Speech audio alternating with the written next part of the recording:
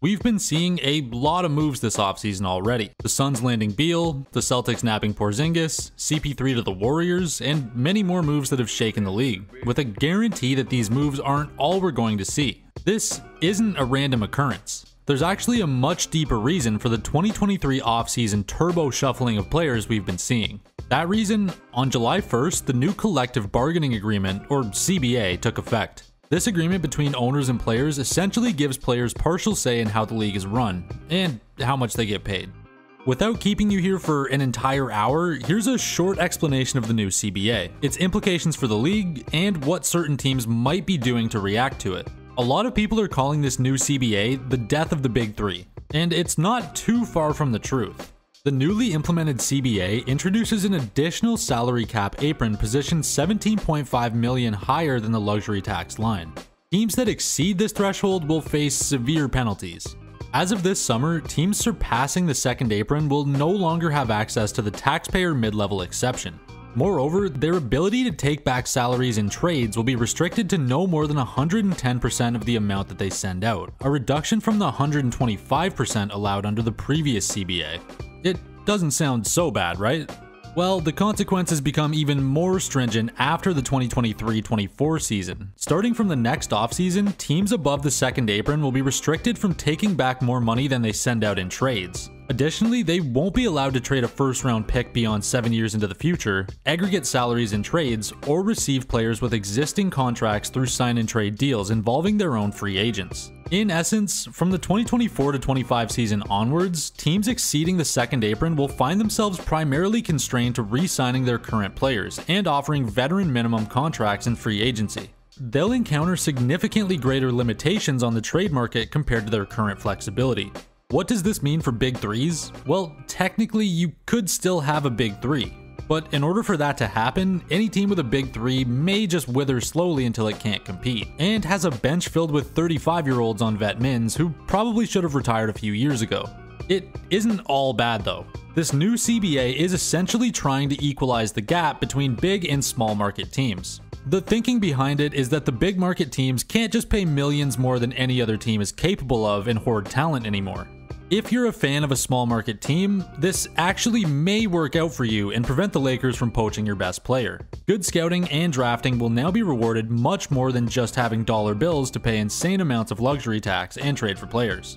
This isn't to say that small market teams won't be without some troubles though, and some of these measures meant to equalize the playing field could end up biting small market teams in the ass. Let's go back to 2012 OKC for an example that we can bring to the future. This younger small market squad consisted mainly of KD, Westbrook, Serge Ibaka, and of course James Harden, who they tragically had to trade away due to cap and luxury tax limitations. Everyone knows this team could have been one of the most exciting of all time had they kept Harden and had a Big Three era with KD and Westbrook.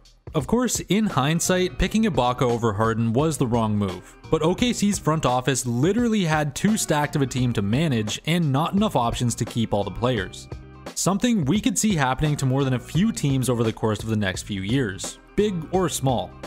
With the new CBA coming into effect, it's going to completely change how franchises look to assemble their teams, now having to be more cautious with how they're spending their money and how teams choose to enter the draft, as there's some pretty big consequences for exceeding the salary cap aprons. And even now, almost a month out from the CBA taking effect, it's pretty hard to believe that some front offices and franchises decided to sign off on this one, as it's going to seriously disrupt some of the plans that teams have been putting into place, with one team in particular most likely going to be the prototype for how this agreement will royally screw over franchises. And that one team is the Phoenix Suns, who have just went out and picked up Bradley Beal to complete their Big Three, but as we already mentioned, this CBA is largely seen as the death of the Big Three.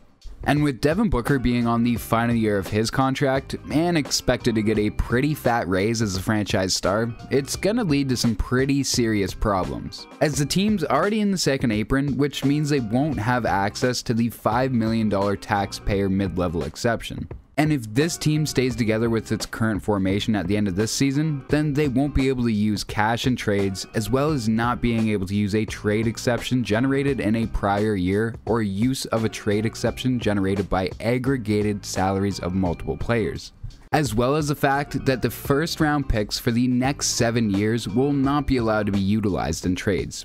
And those same first round picks will also be sent to the end of the first round if the team stays in the second apron for 3 out of the 5 seasons, which again will make it very hard for the Suns to make it out of this mess if they choose to keep going with this big 3. Now, of course, the Suns had acquired 2 of those players through trades, and in a league where player empowerment is running rampant, you would think that this CBA would be a response to that. But the truth is, this CBA is gonna affect teams who have done things the quote-unquote right way, by building through the draft. Like the Oklahoma City Thunder, who we had already mentioned to have been affected by a past CBA that caused Sam Presti to sell way too early and way too low on James Harden back in 2012.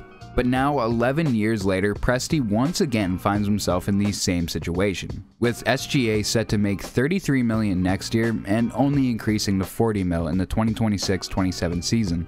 At which point, both Josh Giddey and Jalen Williams will have already been on their rookie extension contracts that could fetch some similar numbers to what SGA is currently making, as there's also renewed TV deals that have also increased player contracts. And not to mention the fact that if Chet does prove to be the player he's expected to be, then it's needless to say that once again Presti is going to find himself in a dilemma, and is most likely going to have to be forced to sell low on one of his probable future superstars. So it's our belief that this CBA will have some pretty far-reaching consequences that teams aren't really fully aware of, but something that we will start to see happening soon as teams panic to fix their mistakes. But based off the silence coming from the Celtics concerning Jaylen Brown's contract extension that could be worth to up as much as $300 million, it appears that there is at least one GM who's concerned about it. And now it could be that Brad Stevens is just taking a beat to consider if the duo of Tatum and Brown is what the Celtics are going to live and die by. And with all of this being said, I want to stress that the CBA isn't all bad, but there could have been more clauses that would have rewarded players and franchises for loyalty. Rewards such as possibly a percentage of a player's contract being excluded from the team's salary cap after a certain amount of years spent with the team. But I guess time will really only tell on how these issues will be solved by clever NBA GMs. Now, if you made it this far in the video, give it a like. And while you're down there, don't forget to subscribe and hit the bell not to miss another upload, and we'll see you next Saturday.